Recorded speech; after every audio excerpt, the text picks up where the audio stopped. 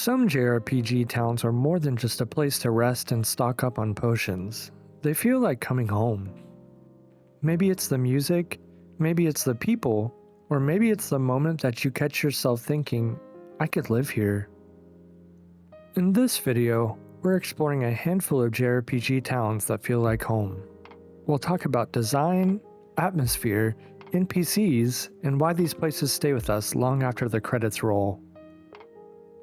First up, let's talk about Traverse Town from Kingdom Hearts. The soft glow of amber street lamps, the quiet hum of midnight, and the unforgettable woodwind-infused score create a space that feels safe here. Traverse Town feels like home, in particular, a home for those who have lost theirs. Under an eternal night sky painted with stars, Traverse Town is where Sora's journey truly begins, as strangers become companions. Each district feels like a dream stitched together.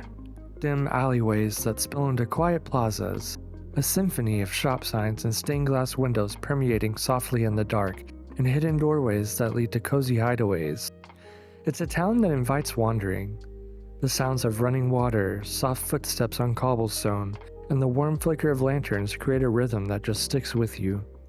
Many refugees from destroyed worlds find safe haven here. Merlin's mystical studies sit softly amongst the ruins of a whimsical cottage with a mage's hat for a roof. The 101 Dalmatians scamper about in a townhouse tucked away from the main plaza. Fluffy Moogles emote a gentle greeting as you pass them by, and an array of Final Fantasy characters such as Aerith and Cid greet you like you're an old friend. As a kid, seeing these characters I loved from existing IPs really reeled me into the whimsical universe of Kingdom Hearts. Seeing familiar faces at the beginning of Sora's journey provided a source of comfort that would lead to myself and many others being lifelong fans of this series. In contrast to a city under a blanket of night sky, Dali is a quaint, rural village that is bathed in sunshine, saturated with the breeze that powers a solo windmill. Children laugh and play tag along a single village road accompanied by a few soft stone dome-shaped dwellings, including the local pub that sells Lindblom pickles, pumpkin salad, and Gissel Green's liqueur. Not to mention the cozy inn that offers a community library and a breakfast service that includes cold water fresh from the well, veggies straight from the farm, and delicious scrambled eggs, all for only 20 gil. A simple, honest meal. In Final Fantasy IX, Dali is the first city that Zidane and crew come across after their long-winded escape from the Kingdom of Alexandria and the treacherous Ice Cavern. Princess Garnet, or Dagger, begins to develop a new common folk identity here to avoid the kingdom's pursuit. What better way to learn how to be nonchalant in such a calm and airy settlement?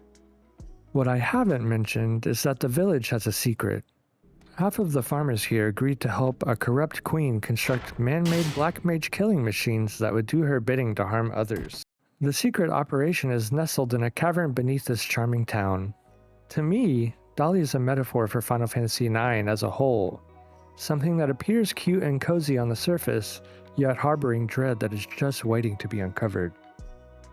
Minus that dark secret, Dali feels like home to someone yearning for something more cozy and charming, with a soundtrack that lulls the player into a sense of security as they relax outside the windmill, listening to wooden cogs clattering softly against one another.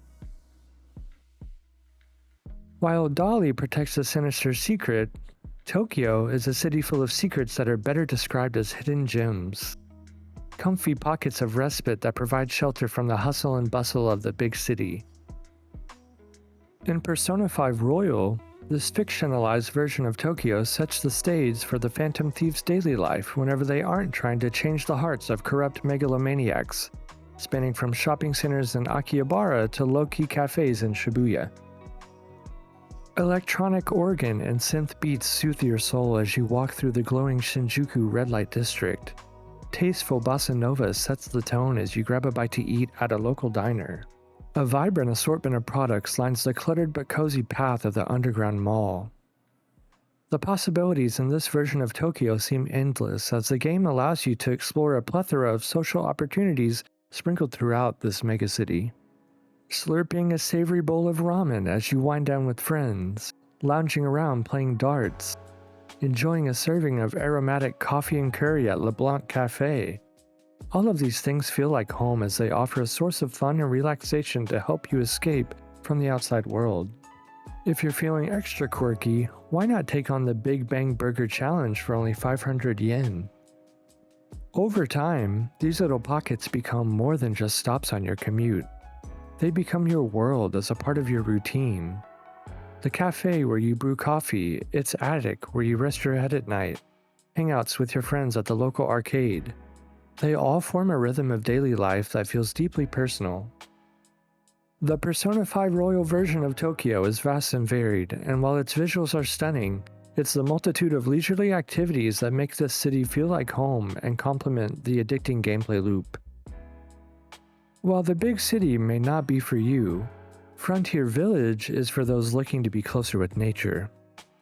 Said to be one of the largest trees in Magna Forest, this village is home to the Napon people, a friendly, fuzzy, feathery, egg-shaped creature. At the town's base rests a glimmering pool of water that encircles a sacred altar. Spiraling pathways travel upwards along the tree interior, accompanied by the presence of twinkling fireflies, coral-tinted tulips, and lanterns glowing of lime and gold. The soft flute melody fills your ears, asking you to slow down and stay a while as it lulls you to relax. At the top of the tree rests the Apex Lake and the Aerith Sea. Yes, there is a sea above this tree. This whimsical village isn't just a stop, it's a turning point.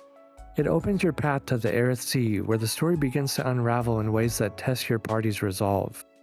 Frontier Village acts as a moment of respite before things start to get a little heavier. Miniature wooden huts sprinkled along the village's spiraled path have windows that glow of amber, signifying warmth and life within each dwelling. Outside each of them lay an array of pots and barrels painted in tribal-esque designs of red, beige, and green. An underground pathway lined with shops, and even mushrooms that tell time. If you're looking for a town draped in fantasy elements and nestled deep within the forest, this is the town for you. As Frontier Village stands out amongst the trees, Gridania from Final Fantasy XIV rests discreetly among them. Comfortably situated within a dense forest, Gridania is a sanctuary for many fledgling adventurers and is the first city that some may see when starting the game. Rainy nights here feel like a dream as you wander through lush pathways lined with mahogany homes, shops, and guild halls, embellished by vibrant flowerbed rooftops and stained glass lanterns that act as a warm hug to your eyes. Similar to Frontier Village, the soft glow of amber permeates from windows all around, signifying that people live here. They cook, they share stories, they laugh, and they rest here. The scent of fresh leather fills the air as the door to the Leatherworkers Guild opens and closes. Fields are lush with a bounty of crops like pumpkins and lavender. The precise swish of arrows sound through the air as the Archer Guild practices their aim. Flower-filled city grounds soak gently in the rain, feeling more like a living painting than a settlement. Everything about this place feels like home, from the friendly locals to the friendly flowers, reinforced by its gentle and forgiving soundtrack laced with light melodies. I will always remember playing this game for the first time, with my grand adventure starting small in this cozy town. Traveling onward from a town harmonious with nature and the elements, let's talk about Crossbell, an architectural melting pot of a modern city that is home to 500,000, while attracting tourists across the Zemurian continent and trails from zero. This metropolitan oasis is filled with plenty of comforting corners to explore, ranging from a low-key jazz bar to a bustling casino. Traveling through the entertainment district, grandiose marquees and vibrant banisters set the scene as confetti lightly showers from above. Food trucks along the path provide ample dining options ranging from piping hot pizza to septic-colored sherbet. The hum and glow of neon signs accompany your path forward through a dark alley as you wander into a dimly lit antique shop. A few steps down the street, and you've arrived at Garante Jazz Bar. On your way to the Fisherman's Guild, gates inspired by Chinese paifeng greet you as you pass through East Street, noticing shops and homes heavily influenced by Far Eastern architecture layered with terracotta roofing. A street market rests beside your path with vendors including a bountiful rainbow of vegetables, freshly caught seafood, and an assortment of colorful paper windmills. In Crossbell's central square, you can hear powerful chimes of the city's iconic bell as it sits in the center of a plaza surrounded by jam-packed department stores. All of the hustle and bustle of Crossbell sits soundly atop the geofront, an underground facility that powers this metropolis, keeping infrastructure alive behind the scenes. As a member of the Special Support Section, you don't just pass through Crossbell, you protect it. You meet its people, help with their problems, and slowly stitch yourself into the city's daily life. Over time, you stop seeing Crossbell as a place on the map and start seeing it as home as you begin to memorize your way around the city and become familiar with the locals. Now, it's time for us to take a step back.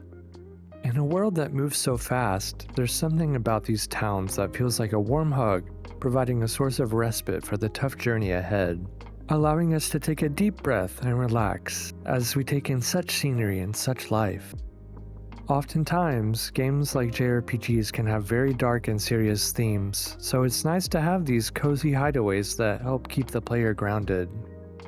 As I immerse myself in these cities, various elements contributed to this feeling of home. The warm glow of amber seeping through windows and lanterns, evoking warmth and a lived-in presence. Soothing, looping music that creates an emotional rhythm playing on in your head even after you've long stepped away from the screen.